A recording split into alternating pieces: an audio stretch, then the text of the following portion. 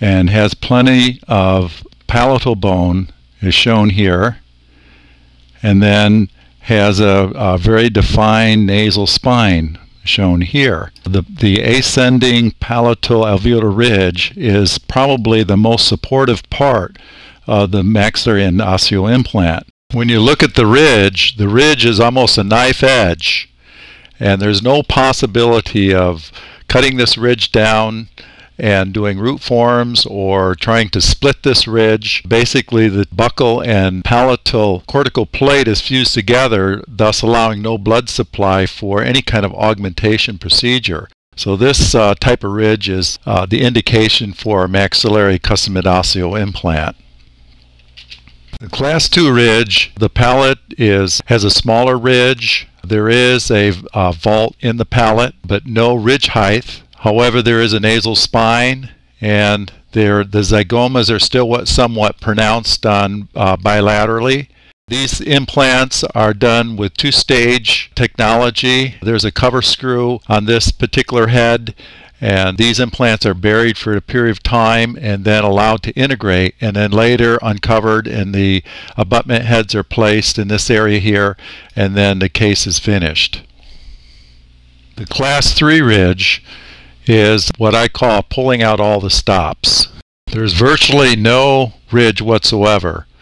This whole maxilla is maybe 3 millimeters thick. So the way we do these cases is that we start out by doing bilateral sinus elevations in this area here and here, and then we wait 6 months, and then we have a CAT scan done, and in the CAT scan models we make a custom endosteal implant, and at the same time plan root form implants into the sinus elevations. And then we take this to a single surgery, place the implant, and then we place the root form implants. We place cover screws onto the implants here, and then we bury this for 6 months. Then at the end of 6 months, we do an uncovering surgery and then place the abutment heads, and then wait an additional 3 or 4 weeks for the tissue to heal, and then finish it with a bar system that cements to these heads. This is the case placed in the mouth with 4 root forms and the custom endosteal implant with 2 screws.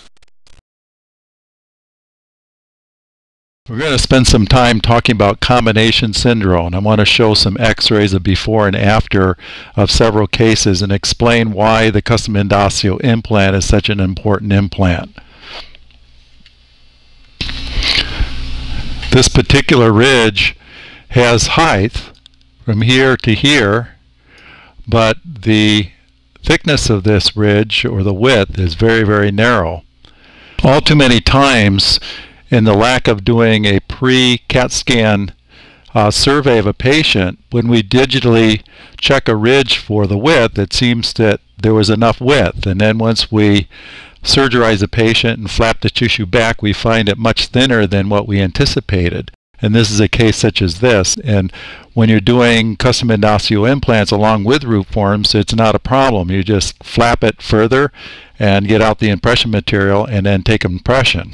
This case was finished with a custom endosteal implant, and as you can see, this opposed natural dentition, almost a full arch.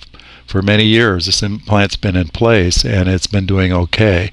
All these cases are restored with complete implant supported dentures, and these dentures are retained with a resilient soft liner, which gives it stress breaking.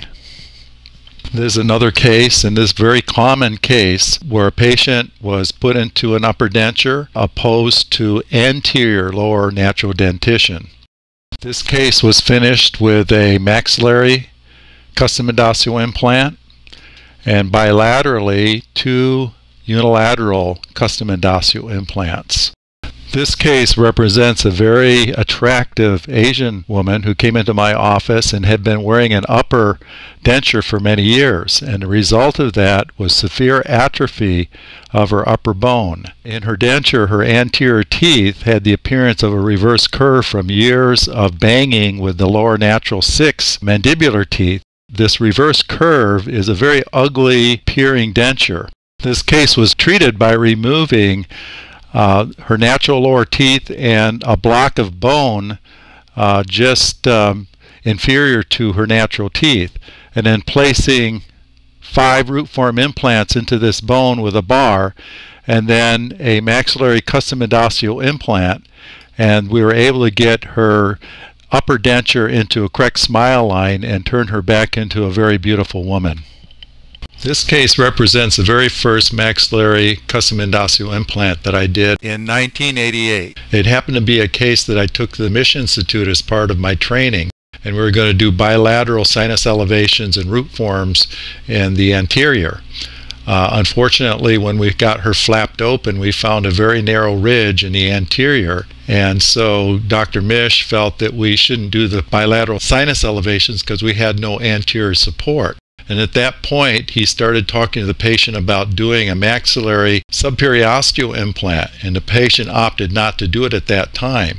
But when we got back to San Diego, she had second thoughts, and so we decided to do bilateral sinus elevations, which you see here, and then a subperiosteal implant at this point here. And this was a chrome cobalt non-HA coated subperiosteal implant. And this patient has been very faithful in coming back every year for a check, and this implant has lasted since 1988 with no problems whatsoever.